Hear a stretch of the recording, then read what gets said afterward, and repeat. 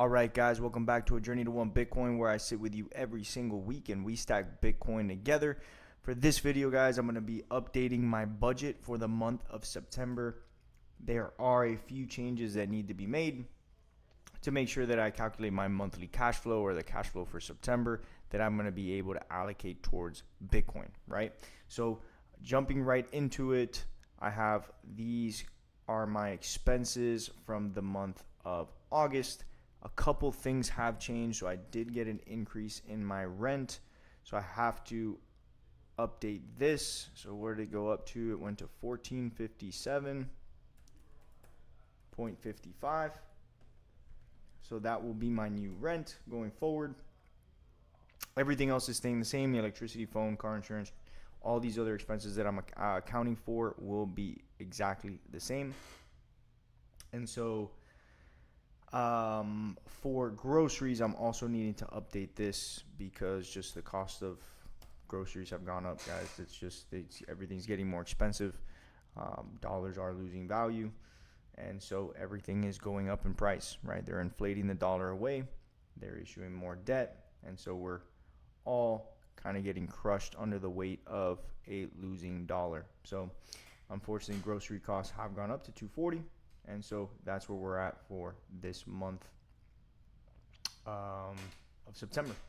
So once that's all set, we're all ready to go. I have the same income, same other expenses are going to be, nothing's going to change there. My savings accounts, again, guys, some of this is for real estate. Some of this is for a Roth IRA. Some of this is for ETFs that I put towards every single month just to diversify my portfolio. But the rest of it, this leftover monthly cash flow of 1464 is going to go towards Bitcoin. That is my biggest holdings for my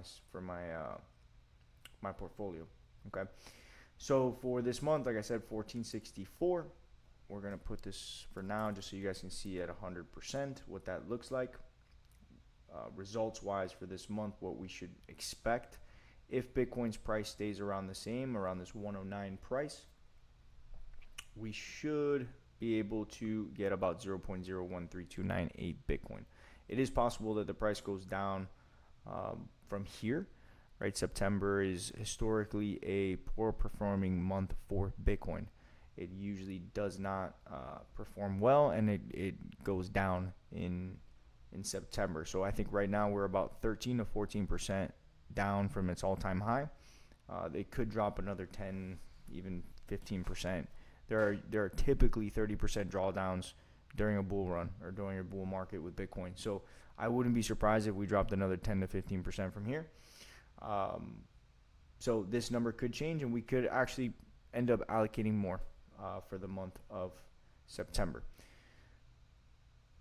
Guys, I would say this: don't get shaken out during this month. If there is a drawdown of 10 to 15%, there is no need to freak out. The way you should look at it is you're getting Bitcoin at a discount. You're getting Bitcoin at a very good rate, and you should just continue to stack in a disciplined fashion the same way that we've been doing. Nothing's going to change, right? We're going to keep looking at our monthly budget. We're going to calculate our monthly cash flow, and then we're just going to invest.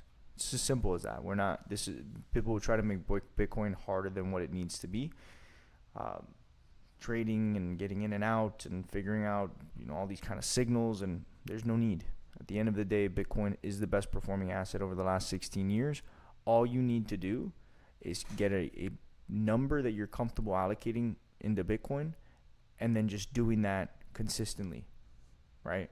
Don't overthink it. Don't try to be try to outsmart the market in some way. People have tried to do that for years, and they end up performing worse than if people had just bought, held, and waited and been patient, right?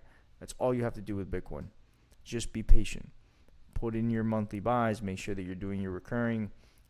Create your Bitcoin savings plan. That's the point.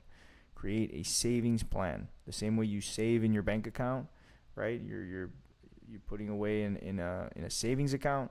It's the same concept. We're just putting away part of that savings into Bitcoin. That's it. Okay? No need to overthink it. So again, for this month, we should be able to allocate about 0.01 Bitcoin, and we are about 7 months away from hitting our first goal of 0.1 Bitcoin. And like I've said multiple times in these videos, guys, 0.1 is a huge feat. That is a nice nest egg for Bitcoin. Okay, 0.1 is more than $10,000 in Bitcoin, right?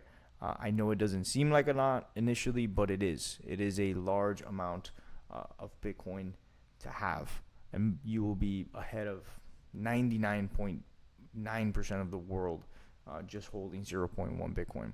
But the goal is not to do that. The goal is to just continue to get closer and closer to that 1 Bitcoin, right? And as we do, we don't worry about the fluctuations of Bitcoin. It goes up, it goes down. I don't care. I'm here every single week and I'm stacking Bitcoin. I'm setting my monthly budget. I'm making sure that we're very clear as to what we can invest in a Bitcoin. We're not over leveraging ourselves so that we don't get freaked out with these swings, and we continue to stack in a disciplined and consistent fashion. Simple, guys. All right, so that's it. This will be my plan for the month of September, and I'm just going to stack. I'm going to put here at 25% so you guys can see the weekly amount. $366.07 every single week. I'll be using Strike app probably for the next buy, but I do want to look into Swan as well because of those fees. And again, I did a video on fees, guys. If you haven't seen that, the different fees on different exchanges, I did 6 different exchanges that you can look at: Swan, River, Strike, Coinbase, Kraken, and Gemini. I did those 6, and I showed which ones had the highest fees, which one had the least amount of fees, and it ended up being the Strike actually had the least amount of fees over time. But Swan was also very competitive, and so was River. So I'm going to test out Swan just to see if I like that one better than Strike.